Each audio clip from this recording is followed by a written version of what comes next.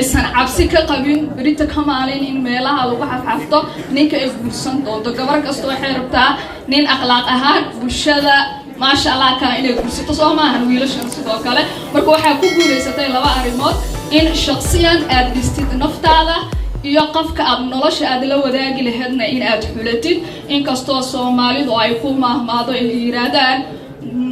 جوركو وجد مجدئة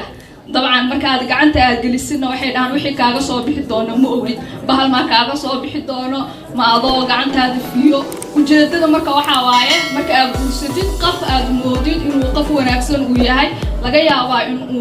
وقوح ما أضو مركز بقولي ولا تقطع ضد بدن وأنا أركنا صاحبة دينا إيه هلا دينا مركز جلسدان كدي جوركي إنه وكفش ما مركز كواد مركز سدحات ضد كنا مقعيا عن بروح بدنين وقدام بيتنا أي راعيان مركز حكتا وحالو دي أرجعوا يا سومها إن قبض وهي نقطة بهنا إنه آباء ونقطة طبعا قوتكم ونصيب وهب إلهي وبحياة إنه رب سبحانه وتعالى سجع الشيء قفكي وضعنا سجود درايا ويلا ليقبض قفكي وضعنا ويلا أكليو سينا يا قفكي وضعنا قبض أكليه قفكي وضعنا موسين أيابو markaasaa waa wuxuu ilaahay u doonay haddii uu ilaahay nasiibkaaga uu ka dhigay maanta aad haysatid quwad uu ilaahay kugu arsaaqay ama aad rajo ka qabtid waxa waaye mas'uuliyad weyn ayaa ka saaran barbaarinta quwadkaasi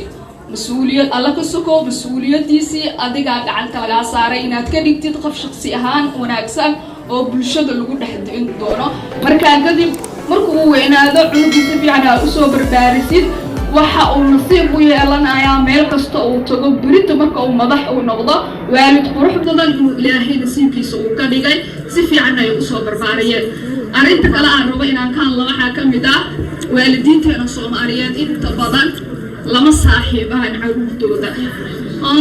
cunugii waxaa suurtagal ah in la koriyo cunugiisii la kontrolo waxbarasho loo diro laakiin waxaa meesha ka maqan xiriirkii waalidka iyo quwadka xiriirkii waalidkana ma dhabaanayo ilaa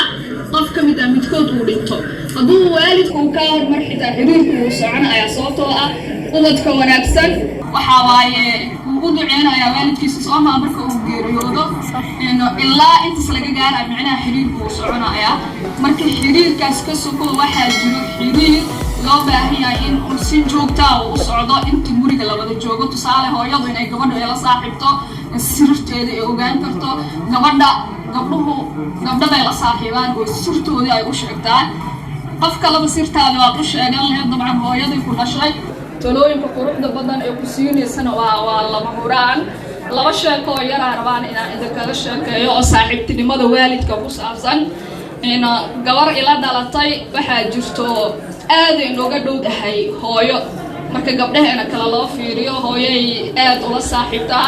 marka maalin maalmaha ka mid ah qof ay xiriir lahaayeen wuxuu ka badbadiyay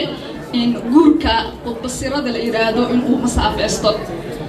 bas waxyaabahaasna waxyaabaha aadka hooyo khayr Allah siiyay gabdhaheena uga digi jirtaa ka mid aha marka gabadhan waxay go'aansatay kaligeed iyadoo cidna la tashan habka loo marayo guurka masaafada inay wax badan ka ogaato waqtiga ma iga dhamaan in habka loo marayo guurka in ay wax badan ay ka fahanto waxa dhacday marka wiilkii way ka ogolaatay masaafadii laakiin waxay la sheer garaysay hooyo waxay ku tiri hebel sidaas oo ilahay wuxuu suubin lahaa aan rabaa inaan arko telefoonka marka uu soo diro hooyana caadi u maqashaa waxa dhacday marka meesha aan ka sheekeynayo waa xamar aan Muqdisho aan ka yimid wiilkii gabadhii wuxuu soo gaday dhar isku dees xijaab iyo goono waaweyn calaasha si aan loo fahmin marka magaalada laga baxaayo in shareerkii sidii communicationkii uu u socday ugu dambeyntii waxay imaaday in guriga banaanka uu taagay ama inta ugu dambeeyso masaafada la aadi doono wuxuu yiri gaariyaan oo soo kireeyay meesha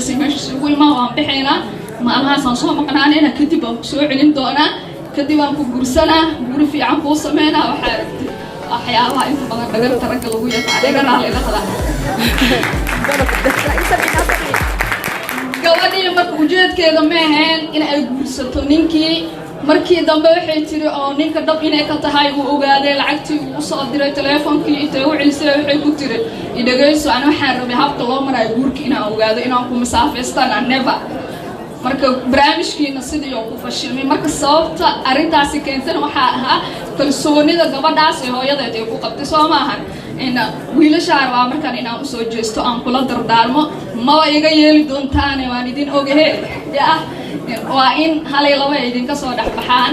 walaalayaal waxa ugu muhiimsan oo aad wiilasha la hadlayaa aad ubadkiina ugu hiilin kartiin waxa kamid ah marka aad guursanaysaan hal gabar inaad ku ekaataan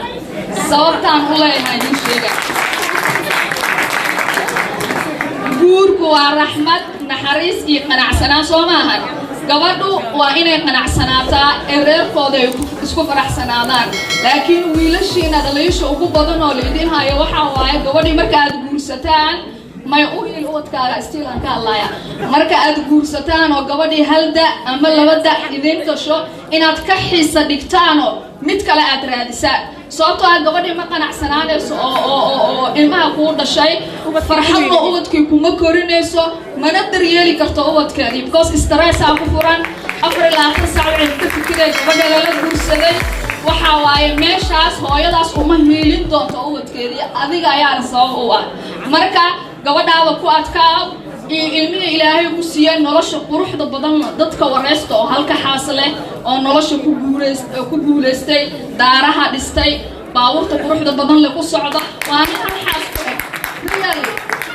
sababtoo haddii 4-3 guursatay qarashkaaga ugu badan meelahaas kale u galaya farxadna ma helaysid adi maalin kasta qof niyuu ahna nolol kuma noqonayso sheeko yaraan waa oo arintan inaan daba dhigo 2 isbuuc ka hor waxaan tagay mid ka mid ah saalooyinada ku yaala magaalada Muqdisho meel waxaa jirta gabdhaha lagu qurxiyo iyo meel ka duwan aan joogay meesha laakiin waa isla eeriyadii gabdha aad u doodaya marka way isku hiilinayaan midka kale labaha marka aad sheekadooda ay u xiiso badneed oo aan rabo inaan soo koobo idinkaga sheekeeyo midi waxa ay leedahay qoraal yar aan ka sameeyay xitaa aan Facebook aan ku soo post gareeyay labada gabdhood laba ciwaan aan ka kala sameeyay mid waxay leedahay waxaan rabaa ilmo badan inaan dhalo si aan ula tartamo naagta la ila qabo mid kale ayana waxay leedahay 3 igu filan علشان 3 ilmo hadaan dhalo igu filan marka si aan u hubsado ujeedada ka dambaysta labadaasi gabdhood sheekadoodii gabdho kala duwan oo ay u hiilinayaan mid waxay u hiilinayaan sax mid oo gabdhaha badan mid kalena waxay u hiilinayaan tan kale midii dhahday waxaan rabaa ilmo badan inaan dhalo si aan ula tartamo naagta la ila qabo gabadhaasi waxa waaye waxay ku sheekeynayaan sheeko iyada ku saabsan in ninkeeda gabar kale ula qabo marka waxa ay rabtaa ee u aragtay maslaxadeedana ay u qiimeysay in haddii ilmo badan ninkaas ay u dhasho weligood inay isla noolaan doonaan waxay tiri waxaan haystaa 7 caruur aan haystaa ay tiri 6 biloodba haddaanan uur qaadin isbitaalaan tagaya sababtoo ah waxaan rabaa 6 bilood kadib inaan uur qaado micnaa sanad kasta cunug niyu waa inay dhasho بس شاكد ما كسيدا أي تهاي تيك على صوب ودوحي ترينينكي كلامها هرينا ووليجينا أصلا صعنينا ديب كستو أنقص ماين ويقصم رضانا إما سيدرتو